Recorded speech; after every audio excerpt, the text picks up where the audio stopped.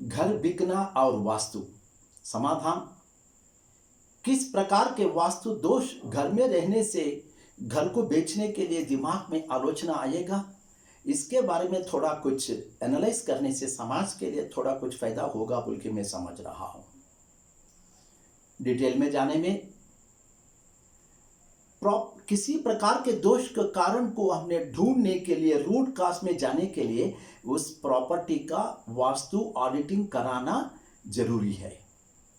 Vastu auditing में 3 भाग रहेगा, एक सराउंडिंग वास्तु, दूसरा जग का वास्तु और तीसरा निर्माण वास्तु। सराउंडिंग वास्तु में देखने में सबसे पहले मुद्दा उत्तर वायव्य। इस नक्शे में देख लीजिए, इस नक्शे में ऊर्ध उत्तर है, बिल्कुल सामने दक्षिण वो पूरब और ये पश्चिम होगा। इस प्रॉपर्टी के लिए उत्तर ही होगा। उत्तर वायव्य में, वायव्य बोलो तो नॉर्थ वेस्ट कॉर्नर, पश्चिम और उत्तर के बीच में रहने का जो कोण है इसको वायव्य बोलेंगे ना। तो इसका बिल्कुल सामने अगर स्ट्रीट फोकस मार रहा तो इस प्रॉपर्टी में रहने वालों को, मालिक के लिए कोर्ट के लिटिगेशन हो सकता है, बहुत सारे डिफिकल्टीज हो सकता है। उस कारण के वजह से मकान हाथ से निकल भी सकता है। अब दूसरा सराउंडिंग वास्तु में दूसरा कारण है निरुति, साउथ वेस्ट। नक्शे के अनुसार ये दक्षिण ये पश्चिम दोनों के बीच में जो कोण रहेगा ये निरुति होता है ना। इस पश्चिम निरुति हो या दक्षिण निरुति में से हो, अगर स्ट्रीट फोकस मार रहा तो उस घर में रहने वालों को, खासकर मालिक के ऊपर बहुत बुरी असर पड़ने वाली है। कभी एक्सीडेंट हो सकता है, कभी जान का भी खतरा हो सकता है, कई प्रकार के कष्ट हो सकता है। वो भी कारण मकान हाथ से निकल जाने के लिए कारण बन सकता है। और तीसरा पूर्व आग्नेय में भी अगर ये स्ट्रीट फोकस मार रहा तो वो भी बुरा है। उस बुरी कारण से भी घर से बाहर हाथ से बाहर निकल सकता है। और इस समस्या का दृष्टिकोण से सोचने में सबसे बड़ा इंपॉर्टेंट जगह होता है ईशान्य।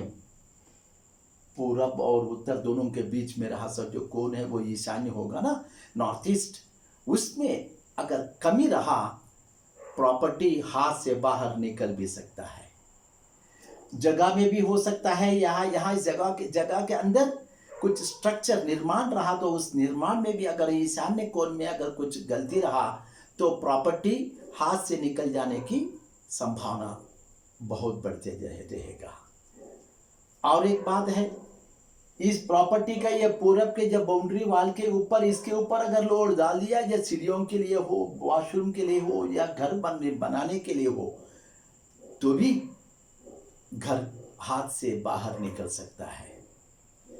और घर के अंदर छत के ऊपर साउथ वेस्ट में निरुति के कोण में अगर ओवरहेड वाटर टैंक, पानी का अगर टैंक रहा तो भी मकान को बेचने के लिए दिमाग में आते रहेगा।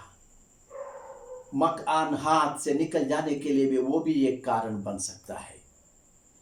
ये बहुत इंपॉर्टेंट मुद्दे जो भी है आपको बता दिया। इसके अलावा भी माइक्रो लेवल में तो बहुत कुछ देखना पड़ेगा, वैसी बोरवेल के बारे में भी सोचना पड़ेगा। ट्यूबवेल हो, ओपन वेल हो, बॉडी हो या बोरवेल हो, ईशान्य में रहना बोल के सभी लोग जानने वाली बात है, ये तो थंब रूल है। लेकिन उस ईशान्य कोण में भी उस जगह के लिए बहुत सारे नियमों को हमने कंसिडरेशन लेना पड़ेगा, माइक्रो प्रिंसिपल्स। सारे जगह का मेजरमेंट लेना पड़ेगा और इसके अंदर, जगह के अंदर जो भी निर्माण है, निर्माण का भी हमने रूप लेना पड़ेगा। ये सारे चीज़ों को हमने कंसिडरेशन में लेके ही इस ईशान्य में ट्यूबवेल का जगह के बारे में हमने नहीं करना। उसमें अगर थोड़ा भी टेढ़ा आ गया तो भी मकान हाथ से बाहर निकल सकता है।